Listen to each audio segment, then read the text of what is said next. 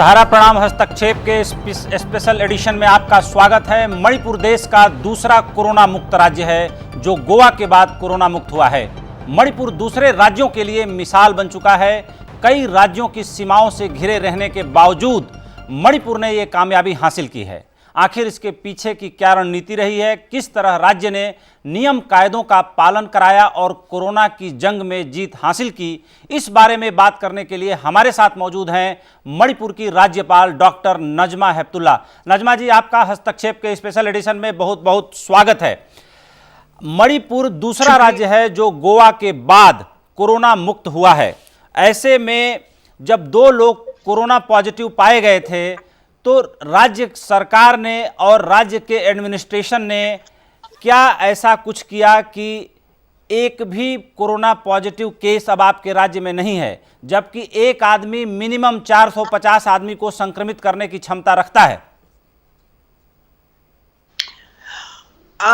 मैं इसका क्रेडिट तो दूंगी, सरकार को तो दूंगी, मगर उसके साथ साथ मैं क्रेडिट इसका दूंगी जो मेडिकल के लोग थे, यहाँ की टीम थी, हॉस्पिटल में डॉक्टर है, नर्सेज है और दूसरे लोग हैं। उन्होंने जो जिस तरीके से मैं समझती हूँ कि वो तारीफ के काबिल है। और दूसरे सरकार ने भी अपनी बॉर्डरें बंद कर दी टाइम पे, तो दूसरे हालांकि हमारा स्टेट बहुत से चारों तरफ से घिरा हुआ है, मगर क्योंकि बॉर्डर सील कर दी थी वक्त के ऊपर, इसलिए लोग महफूज रहे और लोगों का भी कोऑपरेशन रहा। मणिपुर की सीमाएं कई राज्यों से लगती हैं। कहा जा रहा है कि 20 जनवरी से पहले ही सभी सीमाओं को सील कर हर आदमी की स्क्रीनिंग शुरू कर दी गई थी। इससे मणिपुर में कोरोना संक्रमण फैलने से रोका गया। क्या कहेंगे आप? बंद कर दी गई थी।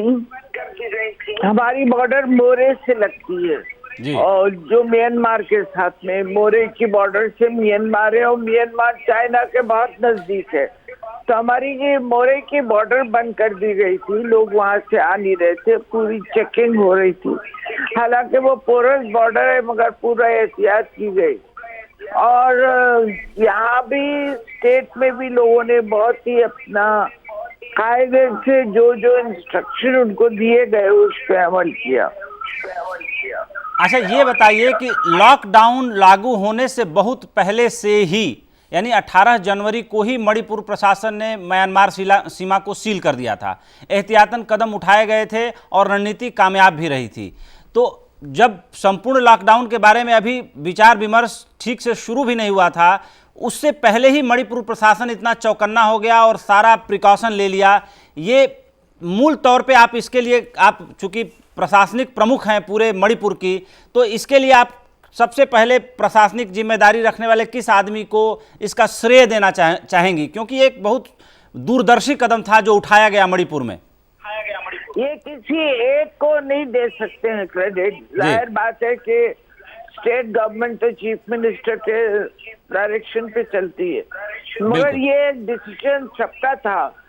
सबने मिल के ये डिसीजन लिया कि बॉर्डर बंद कर देना चाहिए ताकि बाहर से कोई लोग ना आए। जो 2 केसेस आए थे वो भी बाहर से पॉजिटिव आए थे, तो उनकी वजह से जो 2 केसेस हमारे यहाँ हुए वो भी बहुत आइसोलेशन में हैंडल किया गया। और उनके जो रिश्तेदार थे या जिनसे उनका कांटेक्ट था उनके साथ भी जो प्रिकॉशन लेना थे वो प्रिकॉशन लिए गए। अगला सवाल नजमा जी, मणिपुर सरकार का कहना है कि प्रदेश के 40,000 से ज्यादा लोग लॉकडाउन की वजह से बाहर फंसे हुए हैं, जिसमें कामगार से लेकर स्टूडेंट तक ये सभी राज्य में वापस आना चाहते हैं।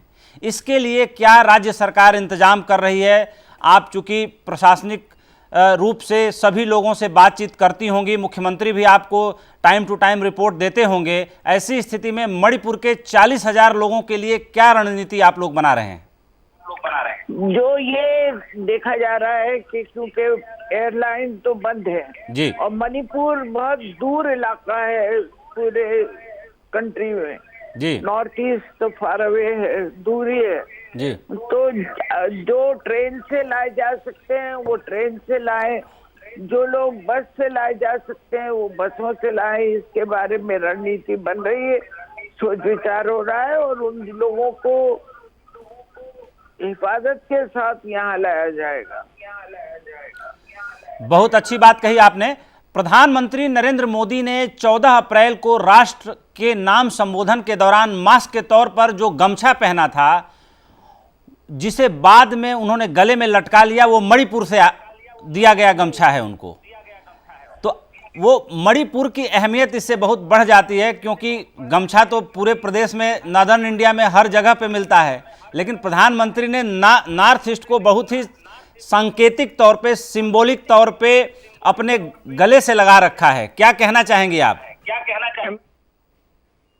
और मैंने इस पे कमेंट भी किया था कि हमारे मणिपुर का गमछा प्रधानमंत्री ने पहन रखा है। जी, जी। ये बात के एक्ट ईस्ट की जो प्रधानमंत्री बार बार कहते हैं उसको उजागर करता है कि न सिर्फ उनके दिल के करीब है मगर उसका इस्तेमाल भी करके उन्होंने सिंबॉलिक तरीके पे भी दिखाया कि नॉर्थ ईस्ट उनके कितना नजदीक है और उस नॉर्थ ईस्ट के बारे में वो कितना सोचते हैं। अच्छा नजमा जी, ये बताइए कि इससे पहले के जितने पूर्ववर्ती प्रधानमंत्री रहे, जितना प्रधानमंत्री मोदी ने अपने पहले कार्यकाल में नॉर्थ ईस्ट की यात्रा की, गुवाहाटी में कार्यक्रम रखा, मणिपुर की यात्रा की, और भी नॉर्थ ईस्ट से जुड़े तमाम स्टेटों में जा जाकर उन्होंने सभाएं की, कार्यक्रम किया, नॉर्थ ईस्ट को बहुत अलग तरीके से उन्होंने जोड़ने की कोशिश की। इसके पीछे प्रधानमंत्री की सोच का आधार क्या था? क्योंकि देखिए, मणिपुर पहले भी अपने देश का हिस्सा था, आज भी है, और नॉर्थ ईस्ट पहले भी था, आज भी है, लेकिन इतना महत्व किसी और ने नहीं दिया। प्रधानमंत्री जो कहते हैं उस पे अमल करते हैं। तो जब उन्होंने कहा एक्ट ईस्ट, तो उन्होंने खुद अपने तौर पे एक्ट करके बताया कि एक्ट ईस्ट का क्या मतलब है। तो मैं प्रधानमंत्री का शुक्रिया अदा करती हूँ इस बारे में कि उन्होंने मणिपुर का दौरा किया और दूसरे नॉर्थ ईस्ट के इलाकों का दौरा किया। और मैं चाहूंगी कि आइंदा भी जब हालात बेहतर हो जाएं तो वो दोबारा से यहाँ आए। तो प्रेसिडेंट साहब भी यहाँ पर आए तो मणिपुर में, तो ये दिखाता है कि खाली वो जबानी बातचीत नहीं है, वो दिल से ये लोग चाहते हैं। और प्रधानमंत्री खास तौर पे जो एक्ट ईस्ट बोलते हैं उन्होंने एक्ट करके बताया। एक व्यक्तिगत सवाल आपसे पूछ रहा हूं, आप का बहुत लंबा राजनीतिक जीवन है, आपके जितना लंबा राजनीतिक जीवन रखने वाले अब देश में बहुत गिने चुने लोग बचे हुए हैं। मणिपुर में आपने बहुत अच्छा समय बिता लिया है, मणिपुर में गवर्नर के तौर पे। आप मणिपुर की विशेषताओं के बारे में थोड़ा हमारे दर्शकों को बताइए, और मैं भी कभी मणिपुर नहीं आया हूं, मैं भी जानना चाहता हूं। जब भी आप आए बहुत खुशी से हम आपका स्वागत करेंगे।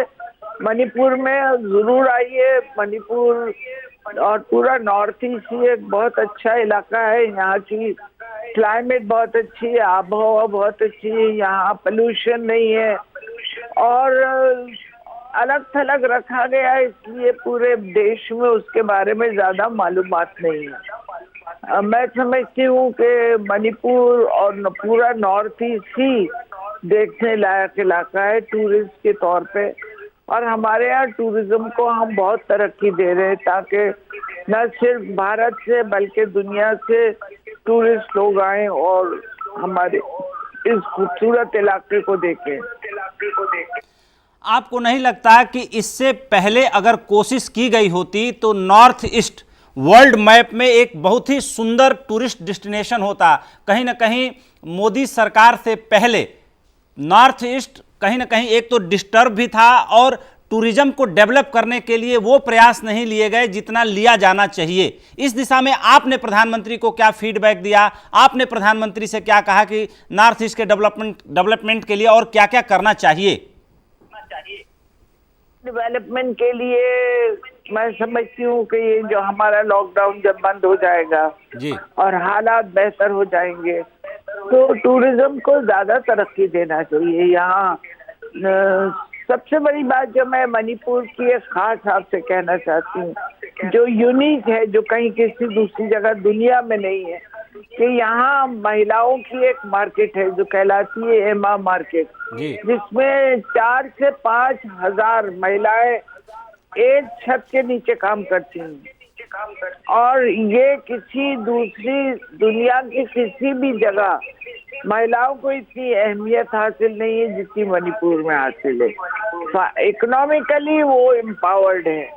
तो ये खास बातें हैं मणिपुर में देखने की, जो नेचर ने दिया है, जो हमारा लोकतक लेक है, हमारे वैलीज है, हमारी ग्रीनरी है, हमारी बायोडाइवर्सिटी है, वो तो अपनी जगह है, मगर लोग भी यहाँ के बहुत ज्यादा जागरूक हैं। अब आप देखिए कि ये लॉकडाउन हुआ तो उसका पूरा पालन लोगों ने किया।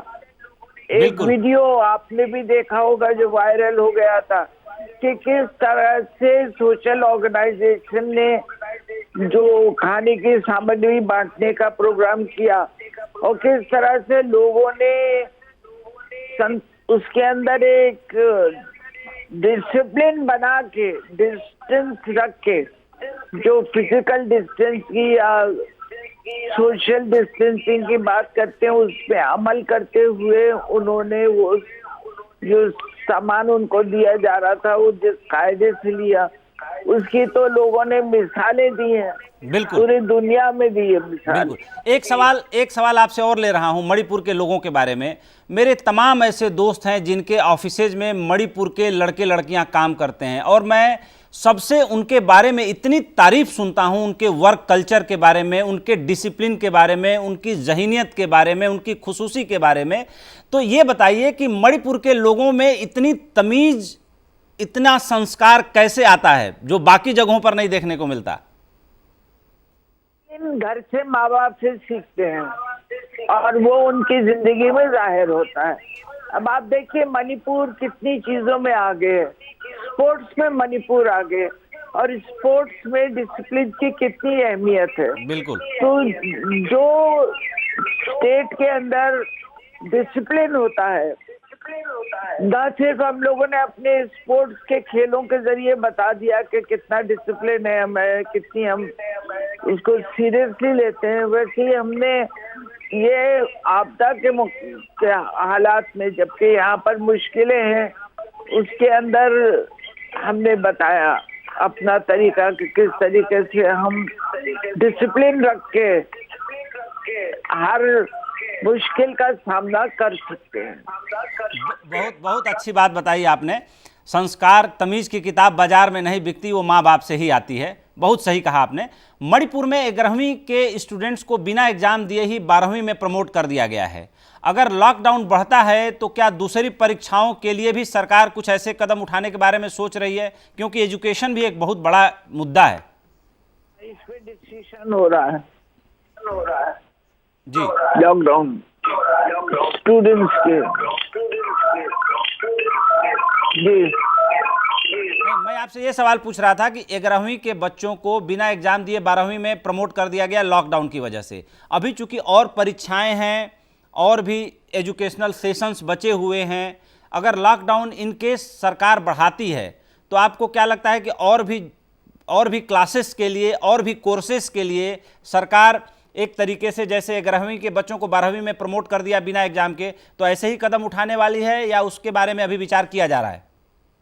जो हालात होंगे, जैसी जरूरत पड़ेगी वो डिसीजन लिया जाएगा जी। और डिस्टेंस एजुकेशन तो हो ही रही है इंटरनेट पे और दूसरे तरीके से, तो अगर जरूरत पड़ेगी तो वो डिसीजन उस वक्त ले लेंगे। बिल्कुल। मणिपुर में कम से कम 5 ऐसे लोगों को हिरासत में लिया गया जिन्होंने कोरोना संकट से निपटने को लेकर प्रदेश की बीजेपी गठबंधन की सरकार पर सवाल उठाए थे और सरकार की आलोचना का खामियाजा भुगतने वालों में उप मुख्यमंत्री से लेकर के सरकारी कर्मचारी और एक शोधार्थी भी शामिल है। इस मामले के बारे में थोड़ा बताएं, क्या मामला हुआ था?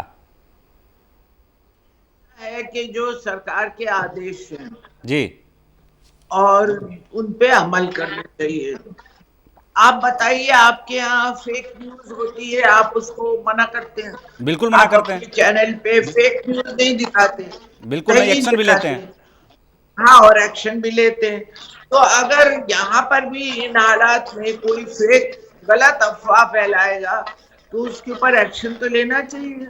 बिल्कुल। आप बताइए कि वो सही है कदम के नहीं है। नहीं नहीं, बिल्कुल सही क्योंकि कदम है। लोगों को सही रास्ता दिखाना चाहिए। ठीक है, हम मुसीबत में हैं और ये वक्त भी निकल जाएगा। पैनिक होने की जरूरत नहीं है कि कुछ भी बोलते रहे बेकार बातें। तो इसलिए अगर उनके ऊपर कोई एक्शन लिया तो मैं समझती हूँ कि वो सही है। अगला एक सवाल आपसे ले रहा हूं कि रेवेन्यू का नुकसान, जिन राज्यों में शराब बेची जा रही है, एक्साइज पूरी तरह से बंद है, रेवेन्यू का नुकसान है। मणिपुर ड्राई स्टेट है, गुजरात ड्राई स्टेट है, बिहार ड्राई स्टेट है। ऐसे में राज्य सरकार को बहुत अच्छा एक्साइज ड्यूटी आता है जहां पे शराब की बिक्री होती है। ऐसे में मणिपुर ने क्या अपना मॉडल अपनाया अपने देश की, अपने राज्य की अर्थव्यवस्था को ठीक करने के लिए और अपने इंटरनल एक्रूवल से अपने खर्चों को चलाने के लिए, जब वहां ड्राई स्टेट है इस कारण से? आप ये बताइए कि क्या स्टेट की सारी इकोनॉमी शराब पे डिपेंड करती है? बिल्कुल नहीं। तो फिर जैसे दूसरी स्टेट चल रही है वैसे ही हम भी चल रहे हैं और बहुत से जरिए हैं अपनी इकोनॉमी को मजबूत करने के और हमारी आमदनी को बढ़ाने के। और शराब के अगर गलत इफेक्टिवनेस जो होती है, उसके नताइज को अगर देखा जाए तो वो उसके फायदों से ज्यादा उसकी खराबी है। खाली उससे जो रेवेन्यू मिलता है वही एक है और कुछ है नहीं, और तो नुकसान ही नुकसान है। आपको नहीं लगता कि जिस तरीके से देश के 3-4 राज्य ड्राई स्टेट हैं, शराब परिवारों को उजाड़ देता है, परिवार में जिस तरीके से बच्चों के ऊपर इसका बुरा असर पड़ता है और कुल मिलाकर के बीमारी भी जिस तरीके से शराब के कारण फैलती है, आप क्या संदेश देना चाहेंगी कि शराब के से जो रेवेन्यू आता है उसका लालच राज्य सरकारें छोड़ें और एक नई पहल करें? हाँ, मैं समझती हूँ ये अच्छा रहेगा, एक नई पहल करें। और देखिए कितना लोगों ने अपनी जान की परवाह नहीं करी जब शराब की दुकानों पे भीड़ हो गई। तो ये कितना गलत आदत पड़ जाती है लोगों को कि वो ये नहीं सोचते कि जो सोशल डिस्टेंस की जरूरत है हर स्टेट में, जिसने जो सरकार ने एक नीति बनाई है कोरोना वायरस से लड़ने के लिए, उसका परवाह नहीं करी और शराब की दुकानों के पीछे भागे। तो कितना गलत काम हुआ कि सरकार को फिर दोबारा से अपनी पॉलिसी चेंज करना पड़ी। तो शराब के तो गलत असरात होते ही हैं। बिल्कुल बिल्कुल, असरात हो उसके गलत सके होते हैं। तो हमें और स्टेट को भी इनकरेज करना चाहिए। सिर्फ सरकार की तरफ से पाबंदी लगाना काफी नहीं होगा, लोगों में जागृति फैलाने की जरूरत है। अच्छा, जिस तरह से स्पेशल ट्रेनों से मजदूरों की घर वापसी हो रही है और विदेशों में फंसे भारतीयों को वापस लाया जा रहा है, क्या इससे देश में संक्रमण फैलने का खतरा और नहीं बढ़ रहा है? क्योंकि एक्सपर्ट को इससे संक्रमण फैलने का ज़्यादा अंदेशा है। इसके बारे में आपकी क्या राय है? अब वो भारतीय हैं जी, अगर हमें हक है अपने देश में रहने का तो उनको भी हक है अपने देश में रहने का।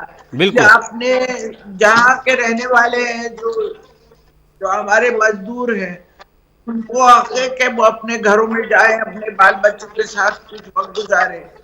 तो वापस तो जब ये खत्म हो जाएगा, जो आज संकट से हम गुजर रहे हैं, हम सब मिलके काम करेंगे तो ये खत्म हो जाएगा। तो वापस उन्हें अपनी जगह पे जाना ही पड़ेगा। जो भारतीय हैं अगर वो बाहर से आना चाह रहे हैं, मैं समझती हूँ उनका इतना अधिकार है जितना हमारा अधिकार है। देश प्रिकॉशन लेना चाहिए, चेक करना चाहिए। अगर उनमें लगे कि कोई खतरा है या कोई पॉजिटिव पाया जाता है तो उसको क्वारंटाइन में रख सकते हैं, बिल्कुल, उसका इलाज हो सकता है। ऐसा तो नहीं है कि उनको जहाँ है वहीं रहने दें। नजमा जी, आपकी व्यक्तिगत राय जानना चाहूँगा। आपका बहुत लंबा प्रशासनिक और राजनीतिक अनुभव रहा है। आपको नहीं लगता कि मजदूरों को शुरू में ही उनके घरों को वापस लौटने की व्यवस्था कर देनी चाहिए? क्योंकि अब इतना 40 दिन 45 दिन का लॉकडाउन के बाद जब उनको घर भेजा जा रहा है तो जाहिर सी बात है कि मजदूर बहुत ज़्यादा मायूस और अंदर से दुखी हैं, और मुझे नहीं लगता कि वो जल्दी काम पर लौटेंगे। क्योंकि अभी बेंगलोर में मुख्यमंत्री से मिलने के लिए तमाम ऐसे लोग गए कि अब मजदूरों को रोका जाए क्योंकि लॉकडाउन खुलने की नौबत आ रही है और अब जो है मजदूरों को वापस भेजा जा रहा है, तो मजदूरों ने रुकने से इनकार कर दिया। आपको नहीं लगता कि मजदूरों के बारे में निर्णय थोड़ा देरी से लिया गया? देखिए, ये पहली बार हुआ है जी, कभी इस तरह का हुआ नहीं है, और मैं उम्मीद करती हूँ कि कभी हो भी नहीं।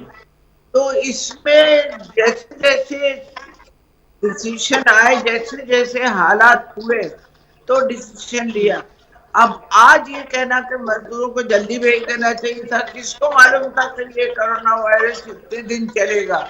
तो इसलिए मैं समझती हूँ कि उसके ऊपर टिप्पणी करने से बेहतर है कि जो हालात है उनका बेहतर तरीके पे मुकाबला करना चाहिए। और मजदूर भी वापस तो आएंगे ही, उनको नौकरी तो करना है, उन्हें आमदनी तो अपनी रोजी रोटी तो संभालनी पड़ेगी, वो वापस आ जाएंगे। बिल्कुल बिल्कुल। अभी बेंगलोर में उन्होंने इनकार करा जी, मगर एक बार वो अपने घर जाएंगे तो वापस आ जाएंगे।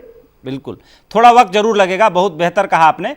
अगर देश में कोरोना संक्रमण का संकट लंबे समय तक चलता रहा और मरीजों की संख्या यूं ही बढ़ती रही तो सरकारों के पास क्या विकल्प बचेंगे? जीवन के साथ जीविका बचाने की चुनौती है। आपका लंबा सियासी अनुभव रहा है, इसलिए आपकी राय काफी मायने रखती है। देखिए, दूसरे देशों के मुकाबले में भारत ने कोरोना वायरस का मुकाबला अच्छी तरह किया है। जी, हमारे यहाँ इतने केसेस नहीं है जितने और दूसरे जो डेवलप कंट्री कहलाते हैं उनको में हमारी हालत बेहतर है। बिल्कुल हालांकि हमारे यहाँ पॉपुलेशन भी ज्यादा है, डेंसिटी है पॉपुलेशन। हम लोगों ने अपने हालात को एक बैलेंस रखा है, संतुलन रखा है। मैं समझती हूँ कि हम अगर सब मिल के काम करेंगे और लोगों का सहयोग रहेगा, सबसे बड़ी बात है लोगों का सहयोग। हमारे मणिपुर में जो हम लोगों को सक्सेस मिली है उसकी वजह लोगों का कोऑपरेशन है। जी, उन्होंने अमल किया जो इंस्ट्रक्शन दिए गए पर। अगर इसी तरह से हम अमल करेंगे जो सरकार हमें इंस्ट्रक्शन दी पर, तो मुझे लगता है कि हम हर आपदा का मुकाबला कर लेंगे। लॉकडाउन में आदिवासी बहुल मणिपुर के लोगों ने जिस तरह अनुशासन और संयम का परिचय दिया है उसकी पूरे देश में तो देखिए तारीफ खूब हो रही है। इस बारे में आप क्या कहना चाहेंगे कि जहां सभ्य सुसंस्कृत समाज दिल्ली मुंबई जैसे जगहों पर शराब की दुकान खुलती है तो लोग मारामारी कर देते हैं, और जहां कहा जाता है कि लोग कम पढ़े लिखे हैं वहां पर लोगों ने इतना शानदार करैक्टर दिखाया, इतना शानदार अपने शऊर और तमीज़ का परिचय दिया, ये बड़ी काबिले तारीफ है। आदिवासी क्षेत्रों में भी लोगों ने इतना संयम परिचय दिया। इस पर आपकी राय मैं जानना चाहता हूं, आपका विजन जानना चाहता हूं। मैं अपने आदिवासी लोगों को मुबारकबाद देना चाहती हूँ कि उन्होंने इतना कोऑपरेशन किया और इतना सहयोग दिया। तो लोगों की सोच होती है कि पढ़े लिखे लोग, ज्यादातर जो भीड़ हुई शराब की दुकानों पे वो बड़े बड़े शहरों में हुई, तो वहाँ कोई आदिवासी तो रहते नहीं है, वो पढ़े लिखे लोग रहते हैं तो ताजुब है। और उनको इस बात का ख्याल नहीं रहा कि वो अपनी जान पे खेल के जा रहे हैं, ये सही नहीं है। उन्होंने अपने डिसिप्लिन नहीं बरता।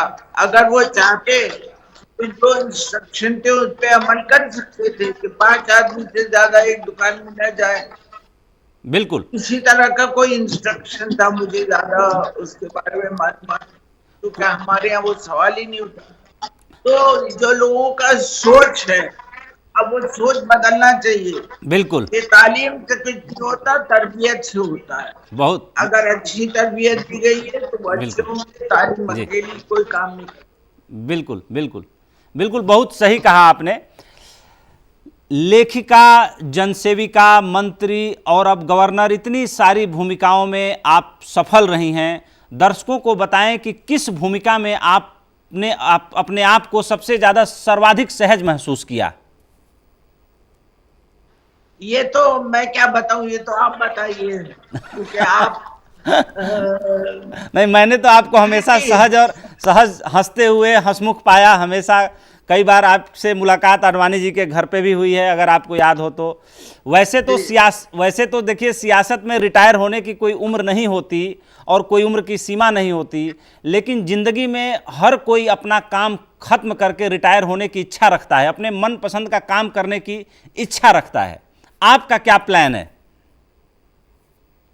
आपने खुद ही कहा कि लाइफ में रिटायरमेंट की कोई एज नहीं होती। बिल्कुल। एक काम करते हैं जी उसके बाद दूसरा काम। मेरी जिंदगी में भी यही हुआ, जी। एक काम किया, वो पूरा हो गया, फिर दूसरा किया, या तो दिया गया या खुद चुना।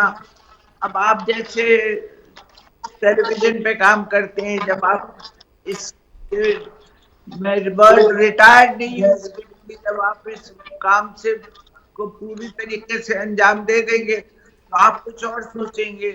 तो जिंदगी में आदमी समाज सेवा के लिए कभी भी रिटायर नहीं होता। एक आखिरी सवाल आपसे ले रहा हूं। ये चुनना बड़ा कठिन होता है, लेकिन फिर भी लोग चुन के रखते हैं कि जिंदगी में कोई सबसे बड़ा गम और कोई सबसे बड़ी खुशी। क्योंकि आपसे ये सवाल इसलिए बनता है कि मैंने इंदिरा गांधी का काल भी देखा, राजीव गांधी को भी देखा, अटल जी को भी देखा, आडवाणी जी को भी देखा, अब नरेंद्र मोदी जी को भी आप देख रही हैं। इतना लंबा वेरिएंट किसी बहुत कम पॉलिटिकल लोगों के जीवन में बचा है जो अभी भी सक्रिय हैं, संवैधानिक पदों पर बैठे हैं और डे टू डे बेसिस पे काम कर रहे हैं। इसलिए आपसे ये सवाल पूछ रहा हूँ कि कोई ऐसा जीवन में गम या खुशी, कोई वो गम क्या है और वो खुशी क्या है जो आपको अपने राजनीतिक कैरियर के दौरान आप महसूस करती हो या उसको याद करती हो? कोई खुशी कोई गम राजनीतिक कैरियर से तो नहीं हुआ जी, क्योंकि अपना जिम्मेदारी हमने निभाई। जो जिम्मेदारी हमको दी गई हमने अपने लिहाज से कोशिश की कि उसको अच्छी तरह से निभाए। उसमें खुशी और गम की कोई सवाल नहीं उठता। पर्सनली होते हैं गम और खुशियां जो होती है वो पर्सनली होती है। तो अपने को अपने काम में पर्सनली इन्वॉल्व करके अगर खुशी गम की बात करें तो वो अलग है, वरना खुशी और गम तो जिंदगी का एक हिस्सा है, तजुर्बा है। बिल्कुल। वो तो होता ही है। मुझे तो कोई ऐसी बात याद नहीं आती। और खुशी और गम पब्लिक लाइफ में क्या, लोगों के लिए खुशी होती है। अगर कोई काम अच्छी तरीके से हो जाता है तो उस बात की खुशी होती है। अगर कोई काम सक्सेसफुल नहीं होता, जैसे कभी होता है कि हम चाहते कुछ है वो नहीं होता, तो वक्ती तौर पर उसका अफसोस होता है। मगर ऐसा नहीं है कि वो गम पूरी जिंदगी आदमी लेके बैठा है। नजमा जी, आपने सहारा न्यूज़ नेटवर्क और सहारा समय के हस्तक्षेप के स्पेशल एडिशन के लिए वक्त निकाला, आपने हमसे बात किया, इसके लिए मैं दिल की गहराइयों से आपका बहुत बहुत शुक्रिया अदा करता हूं। तो ये थी डॉक्टर नजमा हेपतुल्लाह, जिन्होंने आज मणिपुर से लेकर के अपने राजनीतिक सफ़र के बारे में, मणिपुर में चल रहे जीवन क्रम के बारे में, मणिपुर के लोगों के बारे में और उन तमाम पहलुओं के बारे में हमसे ख़ास बातचीत की। और ये चर्चा हम आगे भी चलाते रहेंगे, लेकिन हस्तक्षेप के स्पेशल एडिशन में इतना ही। तब तक के लिए हमें इजाज़त दीजिए। सहारा प्रणाम।